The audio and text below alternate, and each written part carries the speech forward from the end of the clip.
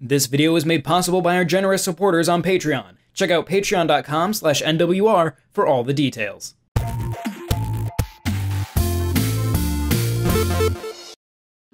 Like a flower sprouting out of the ground in the dead of night, Garden Story was one of a handful of eShop titles shadow-dropped during a recent Indie World presentation. One of the benefits in terms of sales is that many players might pick up the game based on its brief launch trailer and a smattering of screenshots, both of which work in the favor of this game. The 2D, top-down perspective, basic action-adventure style, charming villages set amongst trees and flowers, and light pastel colors are no doubt enticing.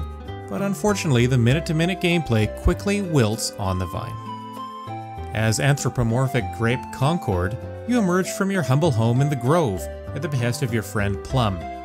Eventually appointed as a guardian to protect the inhabitants of their home, Concord sets out to cleanse 4 separate seasonal-themed lands of the destructive rot that has seeped into the Grove. The narrative plays out in a familiar way, with Concord assisting with the development of the Spring Hamlet, eliminating the major rot threat there, and then moving on to Summer's End. The fairly contained world displayed on your map grows as you explore, but each area isn't much more than 6 or 7 screens in size. Given that, it stands to reason that across Garden Story's 15 to 20 hours, repetition would eventually set in. This just happens to come to fruition sooner rather than later. During a loose day-night cycle, you're assigned 2 or 3 daily tasks in the morning upon waking up. Completion of each task works to raise 1 of 3 parameters for each of the game's 4 towns. Increasing the level of the conflict stat might make resources in the environment more plentiful, allowing Concord to gather more of the sticks, stones, and other resources needed to advance the main story or complete other daily tasks, such as repairing fences. The tasks end up repeating themselves and become monotonous very quickly, whether it's killing 6 or 7 of the basic ooze enemies scattered about the world, raising the same bridge multiple times, or throwing 4 pieces of glass in the town collection box. Nothing is hard to do, until you realize that there just aren't enough of a given resource to finish every task you're assigned. Then it's just frustrating. Epitomizing its repetitive nature is a Lost Woods-like area late in the game that had me ready to flip my water table.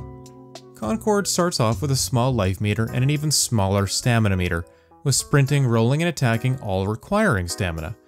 In true Zelda fashion, completing the main dungeon with accompanying boss in each town advances the story and adds to both meters.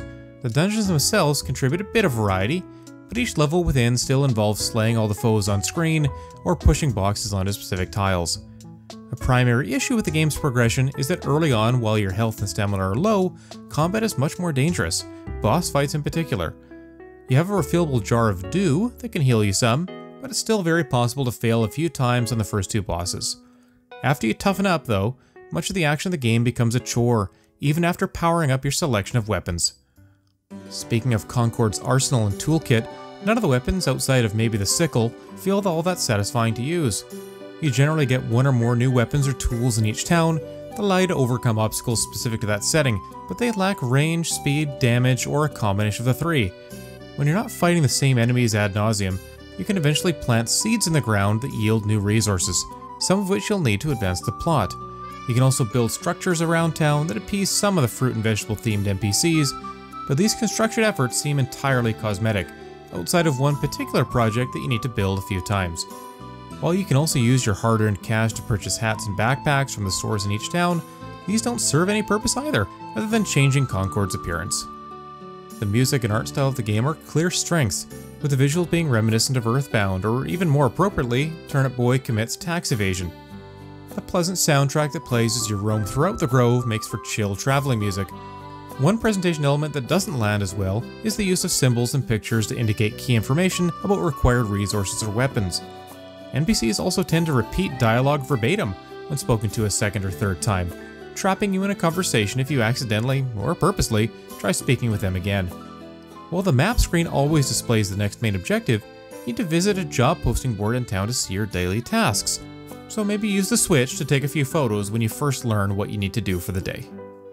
Garden Story is another title that makes a good first impression but fails to build on the early momentum it establishes.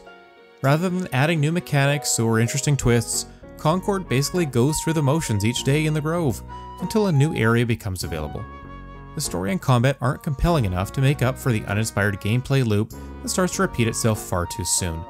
It's a title that would have been better had its length been pruned back to 8 to 10 hours. Anyone looking for a particularly chill experience that isn't very demanding may derive more pleasure out of Concord's adventure than I did, but it's hard to overlook how so much of your in-game work just doesn't really matter.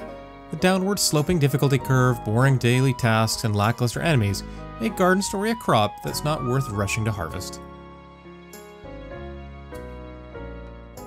This video was made possible by our generous supporters on Patreon. Did you know that Nintendo World Report is funded directly by fans like you? When you support Nintendo World Report on Patreon, you get immediate access to multiple exclusive podcasts every month, exclusive Discord channels, an early look at select content, and more, all for as little as $1 a month. Check out patreon.com/NWR for all the details.